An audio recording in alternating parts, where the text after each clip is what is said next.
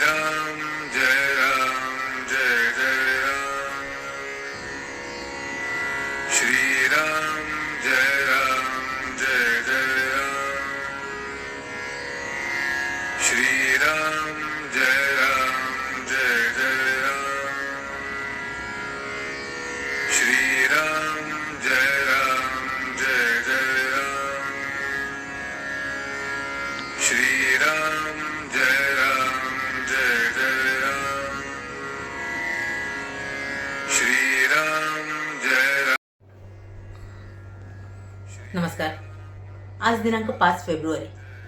श्रीराम जय राम जय जय राम। कळकळीचे नामस्मरण। श्रीराम जय राम जय जय राम। कळकळीचे नामस्मरण। आम्ही सुस्थितीत असलो म्हणजे आमचे नामस्मरण अधिक होते. त्यात काही बिघाड झाला की तिकडेच सारे लक्ष वेधते. याला कारण म्हणजे आमचे स्मरण हे वरवरचे असते.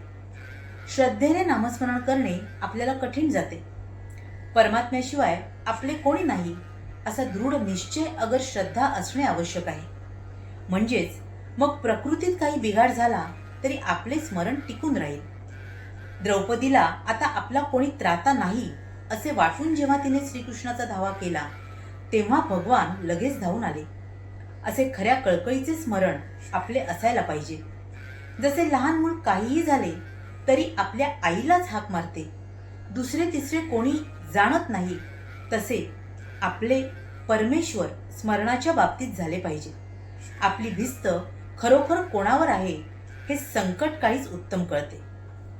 नामस्मरणाच्या पायऱ्या अशा सांगता येतील. पहिली, सुस्थितीतले वरवरचे स्मरण.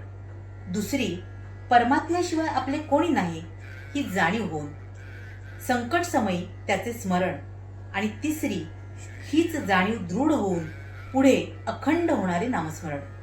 यापैकी वरवर स्मरण करणारा आम्हाला संकटेच नकोत असे म्हणतो, तर साधू संत आम्हाला संकटे येऊ देत असे भगवंताजवळ मागतात. कारण त्यावेळेसच त्याचे खरे स्मरण होते. आपण स्वतः आहोत याची आपल्याला आज जितकी खात्री आहे तितकी खात्री भगवंत आहे अशी झाली पाहिजे. परमात्मा सर्व ठिकाणी आहे ही कल्पना केव्हा तरी आपल्याला होते खरी, पण ती कायम न राहिल्यामुळे दृढपणे आपल्या आचरणात येत नाही. आपली वृत्ती तशी झाली की ती आपल्या आचरणात येईल. भगवंत हा कर्ता आहे अशी आपली दृढ भावना झाली की आपण प्रत्येक गोष्ट त्याला सांगत बसणार नाही. भगवंताला माझे सर्व कळते असे जर खरेच वाटले तर त्याला आवडेल तसेच आपण वागू. पहाटे उठावे आणि भगवंताची मूर्ती डोळ्यांसमोर आणून प्रार्थना करावी आणि तुझे विस्मरण जिथे होते तिथे मला जागृत करीत जावे. नाही, मला आता तुझ्याशिवाय आसरा असे म्हणून त्याला मनपूर्वक नमस्कार करावा. मनुष्य कसाही असला तरी भगवंताच्या स्मरणात त्याला समाधान खात्रीने मिळेल. जो भगवंताचा झाला त्याला जगण्याचा कंटाळा कधीच येणार नाही. विषयाचा आनंद हा दारूसारखा आहे. ती धुंदी उतरल्यावर मनुष्य जास्त दुःखी बनतो. मी भगवंताचा आहे या भावनेने जो राहील त्यालाच खरा आनंद भोगता येईल. भोग व दुःख यात वेळ न घालविता भगवंताकडे लक्ष दिले पाहिजे. श्रीराम जय राम जय जय राम. आपण ज्यावेळी सुस्थितीत असतो त्यावेळी आपल्याकडून कोणतेही साधन हे व्यवस्थितपणे होत असतं, पण ज्यावेळी आपल्या स्थितीत थोडेफार अडथळे येतात त्यावेळी आपल्या नामस्मरणावरही त्याचा परिणाम होत असतो.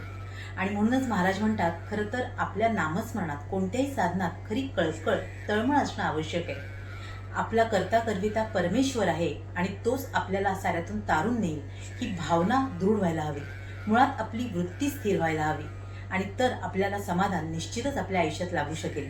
म्हणूनच आपण खरं तर साऱ्या गोष्टी बाजूला ठेवून आपल्या गुरुने हे सर्वश्रेष्ठ नाम जे आहे, जे आपल्या भगवंताशी आपल्याला जोडणारं आहे, ते सातत्याने तळमळीने आणि कळकळीने घ्यावं आणि आपल्या आयुष्यात आपल्याला निश्चितपणे समाधान आणि आनंद लाभेल यावर विश्वास ठेवून राहावं. हेच खरं तर आपलं मुख्य साध्य आहे. म्हणूनच आपण आपल्या गुरुला ही प्रार्थना करूया की हे नाम हे साधन त्याने आपल्याकडून तळमळीने करून घ्यावं हीच त्या गुरुचरणी प्रार्थना.